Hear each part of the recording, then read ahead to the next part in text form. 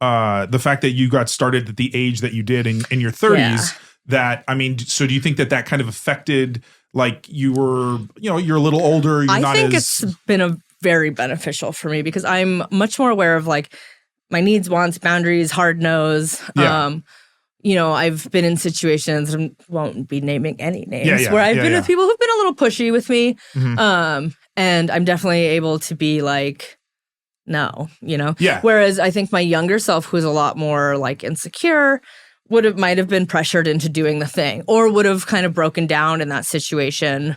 Yeah. Whereas I was kind of like, I feel like I've just have a lot more of like a sense of self. And I'm grateful for that because, I think this industry for me, I'm not saying for everybody, could have been harmful if I would have discovered it in my early 20s because I was not wouldn't have been in a good mental place for it. So but it's also like one of those things that like growing up your whole life, growing up the age that I did, which is like mostly 90s. Yeah, me too. Which was like, basically I was told my whole life that when you hit 30, like as a woman, you are no longer desirable whatsoever. Yeah, which is ridiculous. I have found that like never in my life are like 18 to 25-year-old men have never been more obsessed with me than now when I'm 37. Like, it's crazy. The MILF thing is strong. Yeah, and I'm like, I'm not even a MILF. I know, but it's, I mean, or do you usually do those, do you lean into those kind of scenes when you do scenes? I haven't. I feel I've been wanting to recently because I should. I like naturally, I'm definitely more of like a submissive in the bedroom, but like people, I'm also like, I'm a short person. Everyone on the internet thinks I'm like 5'10". Yeah. And then I'm just going to like bully them. And I'm actually like baby, but people think I'm the opposite because like my internet presence gives that, or because they just want me to be that. Yeah. So I kind of want to lean into doing some more scenes, especially I've talked with a lot of guys who are kind of early 20s in this industry, and to do a little more like, take on a little more mommy role. Yeah. Because the desire and demand for it is there. I mean, the stepmom stuff is insane. I have shirts on my merch line that say, like, your future stepmom on them. Nice. I have your future stepdad, too, in case you're interested. Okay. But, like, I can't. It's hard for me to look at myself in that way because I remember, for me growing up, like, and when I was younger and really being drawn to the MILF performers of that time. And I still look at women that are in their 40s and their 50s and think they're, incredibly gorgeous and they have a lot of great sexual energy. But I'm starting to realize that women that are my age are now playing these MILF roles. And I'm like, I don't want to think of myself as like in that age bracket. Like, life comes at you fast. It does. Yeah. It's weird because in my lifestyle, I think is very young. I think a lot of people do think I'm younger, and I don't think it's necessarily because of appearances. I think it's because of like the way I live, kind of. And I feel like a lot of my friends tend to be a little younger because it just kind of, it goes more naturally with just like the way, like the kind of, I go to a lot of concerts and the traveling that I do and just everything. You don't have this kind of, lifestyle that makes you feel like you're. I don't feel like a mommy. Yeah, right. But I think I could lean into it. I think I can lean into it. Well, and depending on because companies will obviously be a little more with typecasting in terms of and they'll typecast women that are in their like late 20s if they look a certain way to be like to play those stepmoms. I had a friend who she came into industry, I think in her early, she's like 41, 42, and one of her first scenes they're calling her like pervert grandma, and it's like she's 40. Yeah, like, right. Yeah, that's crazy. But like porn age is so different from real life age. Well, it's almost like I almost feel like there are parallels with Hollywood because Hollywood has always done that. They've always cast, and it's weird because they'll cast. There's like, the high schoolers are played by 30-year-olds. Yeah, and then the like parents are almost played by people too young. Yeah. So which is weird. They're like the kids and the parents are like the same age. They're like 4 years apart. It's just funny. So like in the third Indiana Jones film, Last Crusade, Sean Connery. I watched that last night. Really? Yeah. Wow. So Sean Connery,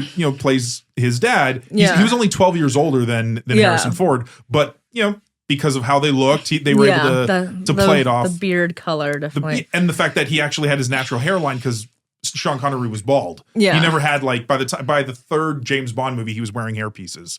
So. Yeah, Harrison Ford could still get it for sure. Yeah, no, he was he was a good looking guy, and he was somebody who was able to really kind of carry like into his 50s, really these kind of still like action type roles and stuff like that. So, but yeah, no, it's just interesting though how that age thing, when you look a certain way, and there might still be performers that look say younger, and they might be in their mid 30s, and they're still getting like the younger girl role. I've seen a lot of girls where we're the same age, but like our typecast is totally different because they're like very petite, and they're like barely legal. Yeah, right. Like, so, do you have any favorite type of scene that you like to do?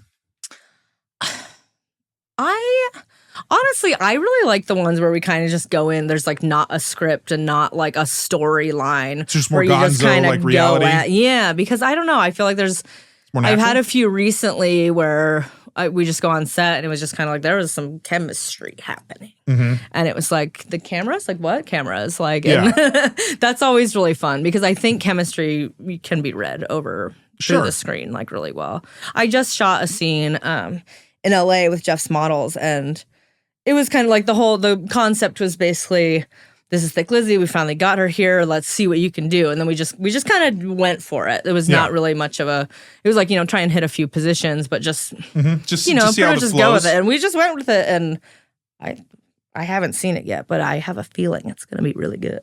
Well, and I mean, do you get that vibe? Like when you feel like that was a good scene. Yeah. And then you see it and you're like, it is. Because sometimes I have it where it's not. Like I've shot with somebody before where I was like, this man is not very into me. And like he did his job. He did the thing. Yeah, but it's different. But you can feel it. Yeah. And like it's when I don't know if other people can see it as much, but I can tell when I watch it back. I'm like, we were not connecting. Yeah. Well, and I think when you're in that BBW world, it definitely has I think it is better when you have male talent that is attracted to BBWs, just because they will put, I think, a better performance in. Yeah. As opposed to just kind of like hitting their marks, doing the technical, hitting it technically. But it's funny because I was on set one time and I was with the male actor, and the director was like, hey, do you need to like take anything to get ready? Like if you need to take a pill or whatever. Mm-hmm. And he was like, no, he's like, it's funny. I've been doing porn forever. And he was like, I was always doing straight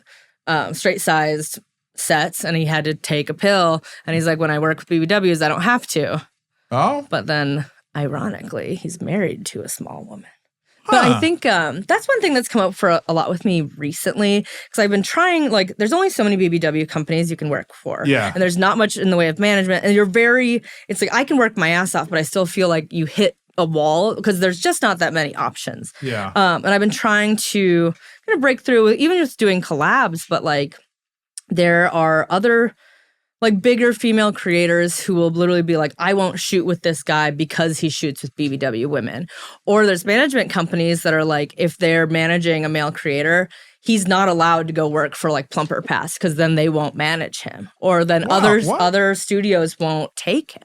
Like it's very much a thing where there's still like very much like BBWs are here and like a hierarchy. Mm-hmm. And I'm like, we can get the same men in real life and in the mainstream life. So like,